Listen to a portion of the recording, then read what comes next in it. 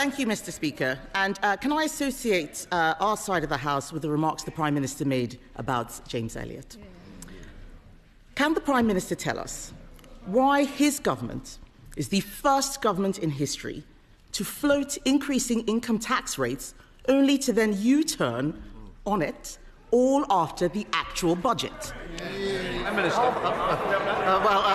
I'll inform you the budget's actually next week rather than after the budget. It's only got 1 week to go. But I can tell her it'll be a Labour budget, Mr. Speaker, with Labour values. That means we will concentrate on cutting NHS waiting lists, cutting debt and cutting the cost of living. And because of the decisions we've already made, inflation is down this morning.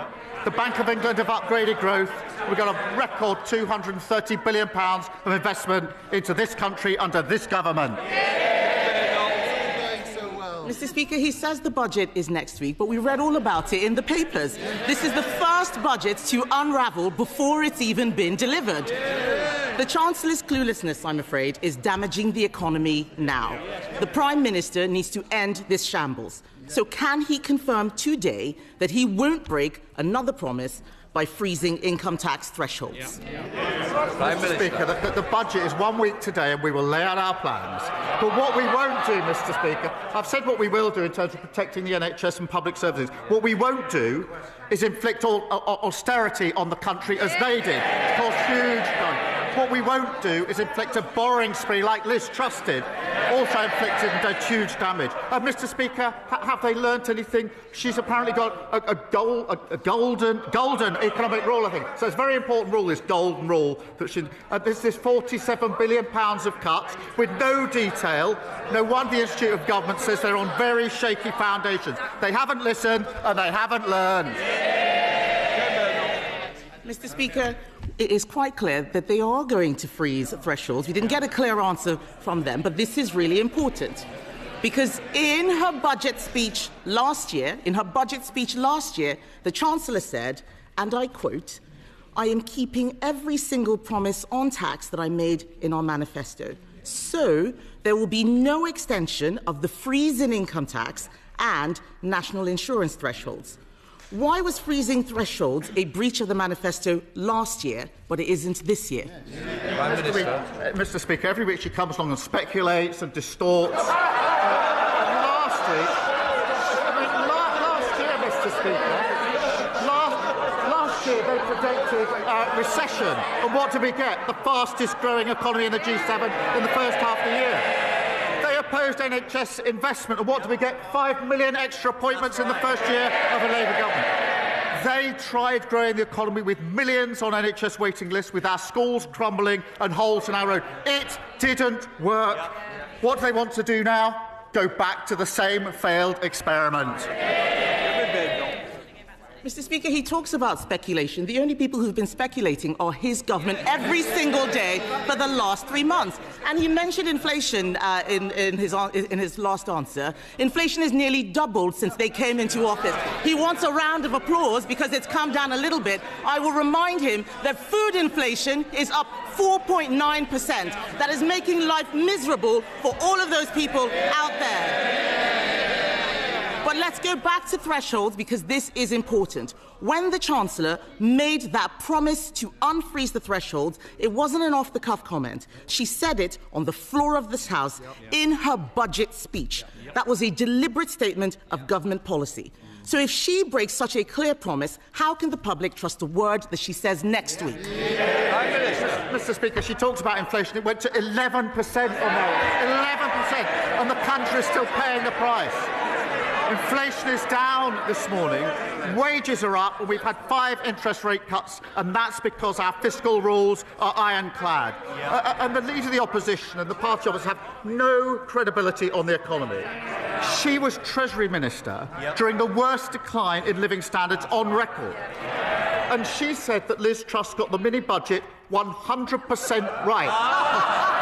Not much room for flexibility there. 100%, that's pretty full marks, Mr. Speaker. She might want to tell us if that's still her position, 100% right for Liz Truss.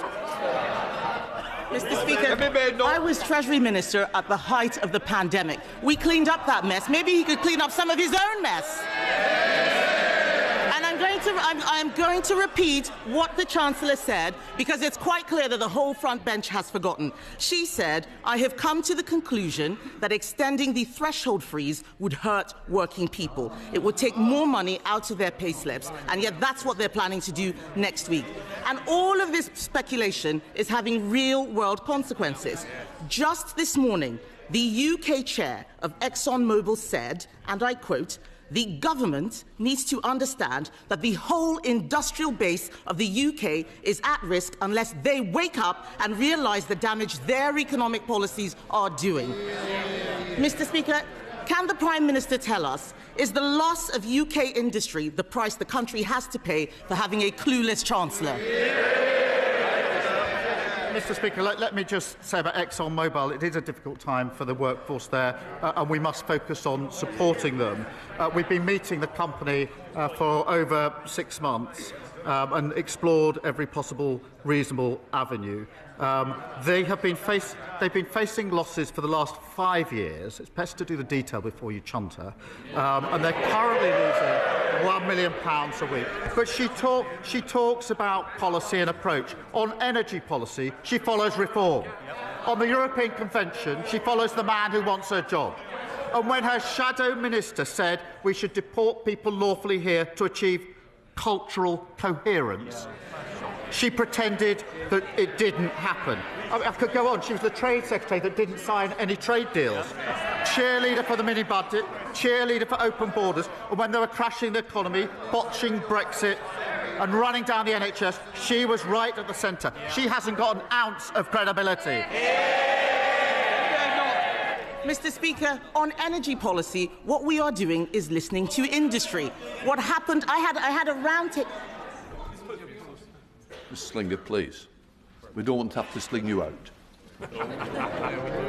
Mr. Speaker, just this morning, we heard from the chair of one of our largest energy companies. Last week, I had a roundtable with energy companies, and what they had to say about this Prime Minister and his energy secretary is unprintable. They are absolutely furious. Our oil and gas industry is dying, and he's standing there saying he had meetings. People out there are struggling, Mr. Speaker. The budget chaos is causing real anxiety. People aren't buying houses, businesses aren't hiring, and they are cancelling investment decisions. 2 weeks ago, the Chancellor called a ridiculous press conference to blame everyone else for her having to raise income tax. Then last week, she U-turned on her own U-turn. Instead, we can see they're planning to freeze income tax thresholds, something she said last year would be a breach of their manifesto. They are making it up as they go along. Doesn't the country deserve better than government by guesswork?